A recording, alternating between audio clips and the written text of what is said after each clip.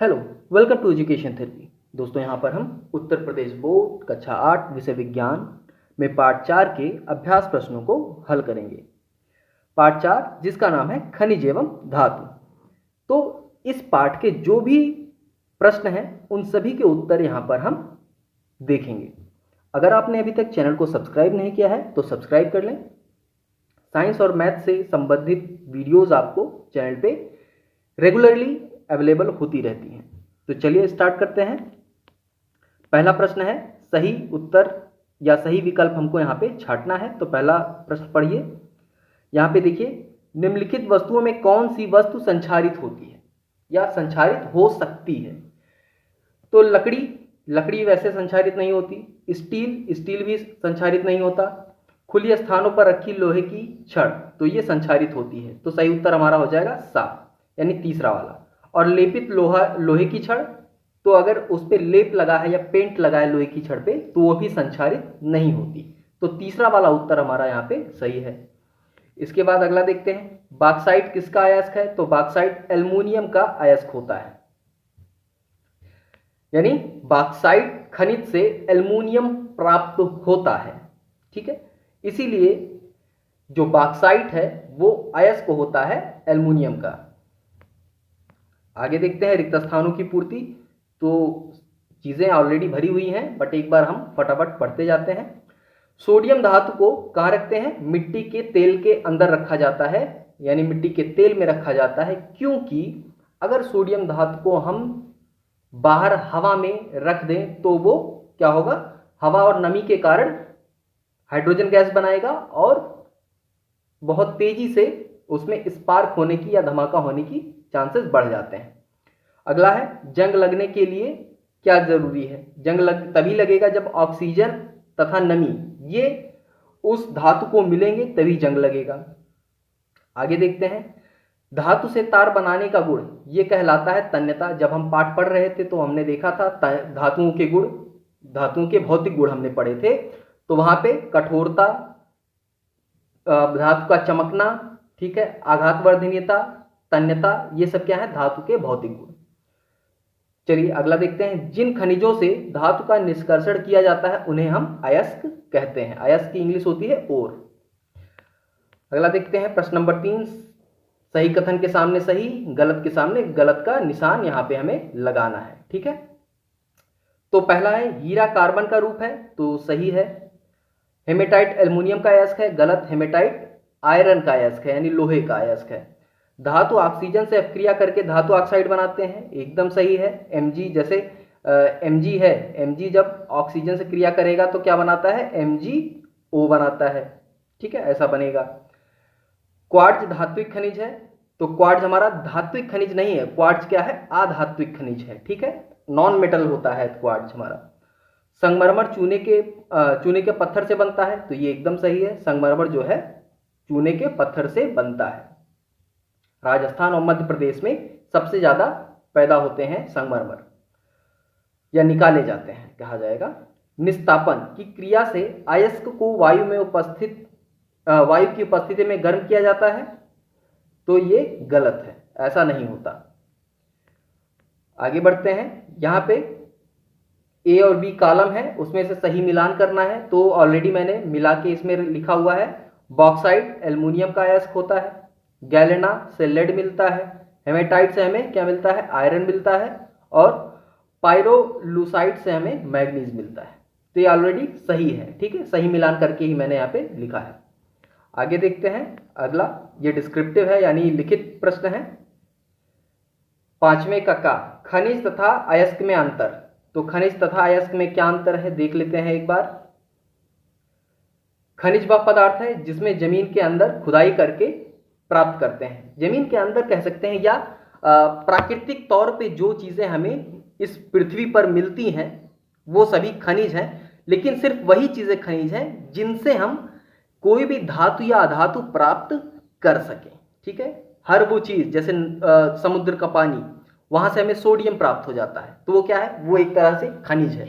ठीक है, धरती जमीन से हमें क्या प्राप्त हो जाता है? जमीन से हमें बॉक्साइट मिल जाता है, हेमेटाइट मिल जाता है। तो बॉक्साइट से हम एल्युमिनियम निकालते हैं, हेमेटाइट से हम आयरन निकालते हैं। तो ऐसी चीज़ों को हम खनिज कहते हैं। उसके बाद जिन खनिजों से धातु का निष्कर्षण सरलता पूर्वक और लाभप्रद तरीके से किया जाए उसे हम अयस्क कहते हैं। ठीक है, तो ये अंतर होता है खनिज और अयस्क में। आगे बढ़ते हैं। अगला प्रश्न है धातु कर्म से क्या समझते हैं?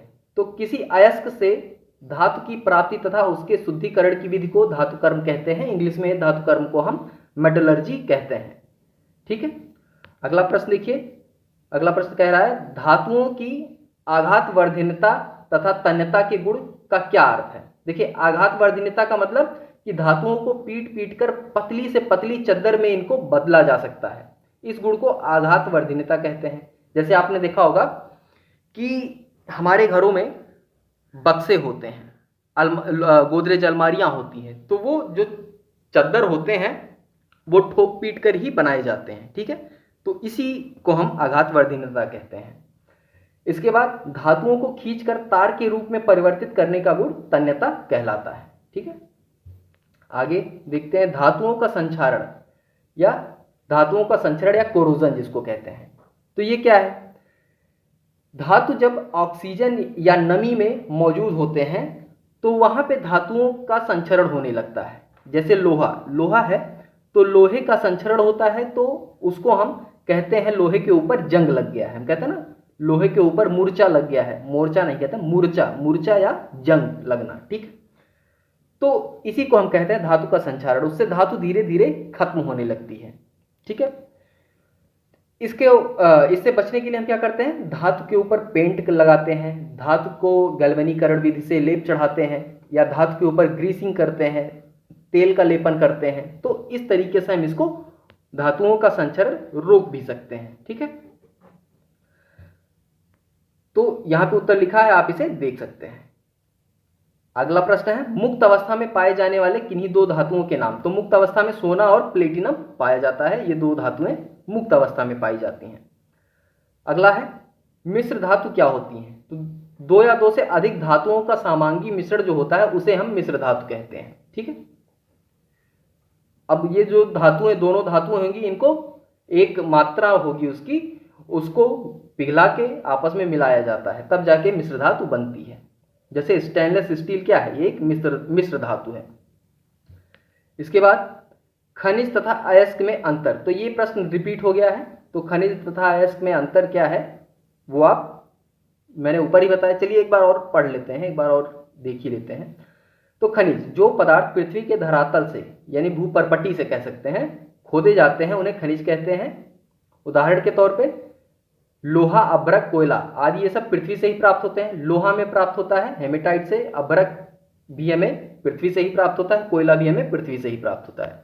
अयस्क की बात करें, ऐसे खनिज जिनमें धातु का निष्कर्षण अधिक मात्रा में हो, सरलता से हो और कम लागत में हो, उसे हम अयस्क कहते हैं। जैसे बॉक्साइट, जिप्सम, कैलेमान। अगला प्रश्न है किसी एक द्रव धातु का नाम लिखिए। तो द्रव धातु कौन सी होती है? पारा। ठीक है, पारा एक ऐसी धातु है जो सामान्य ताप पर द्रव अवस्था में रहती है। अगर अधातु पूछा जाए कि कौन सी ऐसी धातु है जो द्रव अवस्था में रहती है, तो वो होती है हमारी ब्रोमीन। ठीक है, अगला प्रश्न छठे का धातुओं की ऑक्सीजन से अपक्रिया के उदाहरण लिखिए। तो धातु जब ऑक्सीजन से क्रिया करते हैं तो क्या होता है? धातु जब ऑक्सीजन से क्रिया करते हैं तो वो धातु का ऑक्साइड बनाते हैं। जैसे सोडियम जब हमारा ऑक्सीजन से क्रिया करता है तो Na2O बनाता है, यानी सोडियम ऑक्साइड बनाता है। ऐसे ही और भी अगर आप चाहें तो देखिए मैग्नीशियम का यहाँ लिखा है, मैग्नीशियम का मैंने ऊपर भी बताया था। तो मैग्नीशियम जब ऑक्सीजन से क्रिया करता है, Mg मतलब मैग्नीशियम, O का मतलब ऑक्सीजन, तो मैग्नीशियम जब ऑक्सीजन से क्रिया करेगा तो बनाएगा MgO यानी मैग्नीशियम ऑक्साइड, जो सफेद पाउडर के रूप में होता है। इसके बाद अगला प्रश्न है धातु तथा अधातु की जल से क्रिया। तो धातु जब जल से क्रिया करेगा तो हाइड्रोजन गैस बनाएगा, हाइड्रोजन गैस निकलेगी, लेकिन अधातु जल से क्रिया करता ही नहीं। कोई भी अधातु जल के साथ सामान्य ताप पर कोई क्रिया नहीं करती। आगे है लोहा, तांबा तथा सोना के अयस्क देश में कहाँ पाए जाते हैं? तो लोहे की बात करें तो बिहार, उड़ीसा, मध्य प्रदेश, तमिलनाडु, कर्नाटक, छत्तीसगढ़ में लोहा पाया जाता है। तांबा आंध्र प्रदेश, बिहार, राजस्थान, मध्य प्रदेश, यहाँ सब पाया जाता है हमारे देश में। और सोना हमारा कोलार खान यानी कर्नाटक और आंध्र प्रदेश में पाया जाता है। अब सोना जो है ये मुक्त धातु के रूप में पाई जाती है। सोने का कोई अयस्क नहीं होता, ठीक है। लोहे और तांबे का अयस्क होता है, लेकिन सोना अयस्क के रूप में नहीं प्राप्त होता। सोना जैसे ही सोने का इस्तेमाल हम करते हैं उसी रूप में ही सोना हमें मिलता है। आगे देखते हैं, अगला है धातुओं की जल के साथ अभिक्रिया के दो उदाहरण स्पष्ट कीजिए। तो धातु जब भी जल के साथ क्रिया करेंगे तो क्या होगा, धातु हाइड्रोक्साइड बनाएगा। धातु जल के साथ क्रिया करेगा तो धातु का हाइड्रोक्साइड बनेगा और प्लस हाइड्रोजन गैस निकलेगा, ठीक है। जल के साथ कह रहा है, ऊपर हमने ऑक्सीजन के साथ देखा था, यहाँ पे पानी के साथ कह रहा है।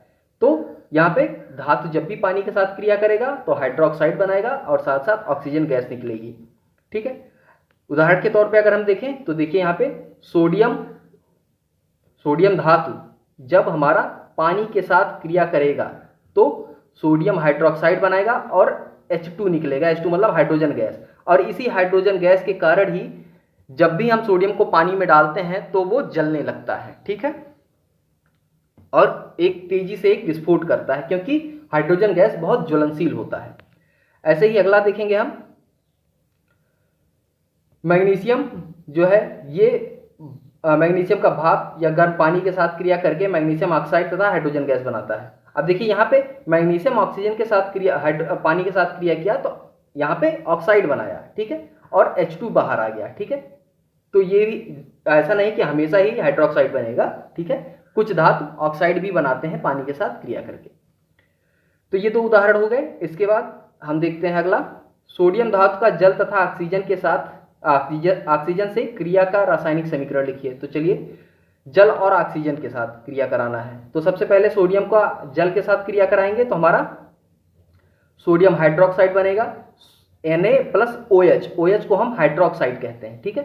तो Na का मतलब सोडियम और OH का मतलब हाइड्रोक्साइड, यानी सोडियम हाइड्रोक्साइड, और हाइड्रोजन गैस निकलेगा।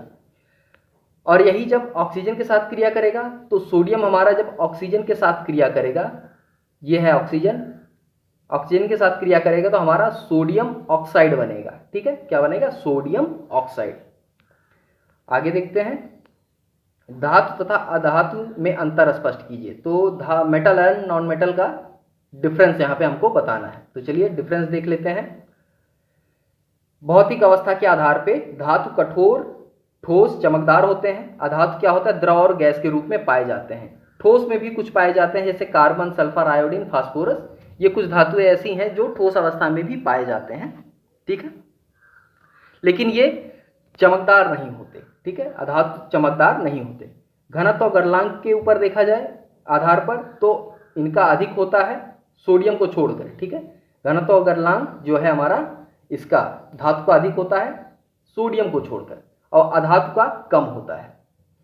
ऐसे ही ऊष्मीय लिख गया है, ऊष्मीय एवं विद्युत चालकता के आधार पे तो धातु सुचालक होता है, अधातु कुचालक होता है। आघात वर्धनीयता और तन्यता के आधार पर तो धातु के अंदर ये दोनों गुण होते हैं, जबकि अधातु के अंदर ये दोनों गुण नहीं होते। इसके बाद जल से क्रिया करेंगे तो सामान्य ताप पर जल के साथ क्रिया करके हाइड्रोजन गैस निकालते हैं, जबकि ये सामान्यतः जो है या सामान्य ताप पर जल के साथ क्रिया नहीं करते। अधातुएं जल के साथ क्रिया नहीं करती, ठीक है। तो ये अंतर है। इसके बाद अगला प्रश्न देखिए क्या कह रहा है, धातु के संक्षारण की रोकथाम के लिए अपनाई जाने वाली विधियां। तो धातुओं का संक्षारण अगर हमें रोकना है तो इसकी कई सारी विधियां हैं। पेंट का लेप चढ़ाकर, यानी धातुओं पर अगर हम पेंट लगा दें, जैसे आपने देखा होगा कि घरों में हमारे लोहे के दरवाजे होते हैं तो उस पर पेंट लगाया जाता है, तो इसी कारण लगाया जाता है कि उस लोहे के दरवाजे पे जंग ना लगे, ठीक है। तो एक तरीका हो गया पेंट लगाकर। दूसरा है ग्रीस लगाकर, आपने देखा, ग्रीस या तेल लगाकर। तो आपने देखा होगा कई जगह पे, कहीं कहीं घरों पे, आप घरों में देखा होगा कि बाजू पे लोहे के जो बाजू होते हैं या जहाँ कब्जा लगा होता है, जहाँ से दरवाजा मुड़ता है, वहाँ पे लोग तेल डालते हैं। तो उसके दो वजह होती हैं, एक तो वहाँ पे जंग ना लगे और दूसरा वहाँ पे जो हमारा घर्षण बल है वो भी कम हो जाए, ठीक है। तो ग्रीसिंग करते हैं हम, गाड़ियों में पहियों की ग्रीसिंग या साइकिलों में अक्सर देखा होगा आपने कि ग्रीस लगाया जाता है, तेल डाला जाता है, तो वो इसीलिए कि घर्षण कम होने के साथ साथ दूसरा कारण है कि वहाँ पे जंग ना लगे। अगर जंग लगेगा तो घर्षण बढ़ जाएगा, तो इसीलिए जंग नहीं लगेगा तो घर्षण कम रहेगा और चिकनाई उपलब्ध रहेगी। ठीक है।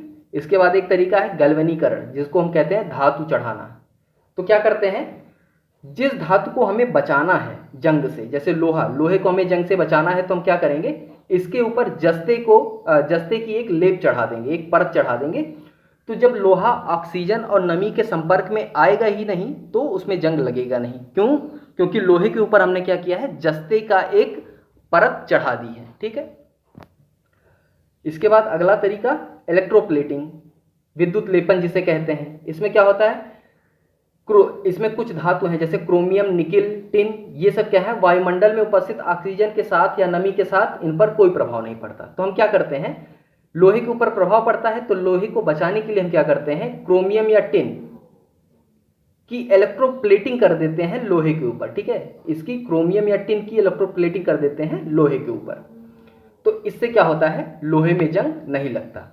और एक तरीका और है मिश्र धातु बनाकर। ठीक है, मिश्र धातु बनाकर क्या होता है, इसमें हम दो तरह की धातुओं को एक मात्रा में समांगी मिश्रण के तौर पे मिला देते हैं और उससे जो नया धातु बनता है वो हमारा मिश्र धातु कहलाता है। जैसे स्टेनलेस स्टील है, वो हमारा क्या है, लोहा और कार्बन का मिश्रण है, या स्टील जो है हमारा लोहा कार्बन का मिश्रण है, तो ये मिश्र धातु कहलाएगा और ये इसमें जंग आसानी से लगता भी नहीं। ठीक है, तो ये तरीके हैं जंग से बचाने के धातुओं को।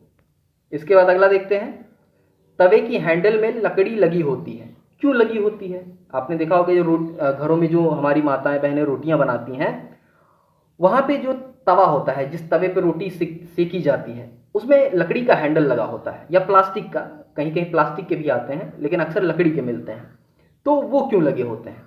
वो इसलिए कि लकड़ी जो है वो ऊष्मा की कुचालक है, यानी ताप की कुचालक है, यानी लकड़ी में ऊष्मा जो है नहीं ट्रेवल कर पाती, नहीं संचरित हो पाती। इसीलिए अब धातु में तो ऊष्मा संचरित हो जाती है, अगर हम छड़ को एक तरफ गर्म करेंगे तो दूसरी तरफ भी धीरे धीरे गर्म हो जाएगा, लेकिन लकड़ी के साथ ऐसा नहीं है। लकड़ी एक तरफ गर्म करिएगा तो दूसरी तरफ गर्म नहीं होगी, इसीलिए लकड़ी के हैंडल में तवे के हैंडल में लकड़ी लगी होती है। ठीक है, उम्मीद करता हूं आप समझ गए होंगे।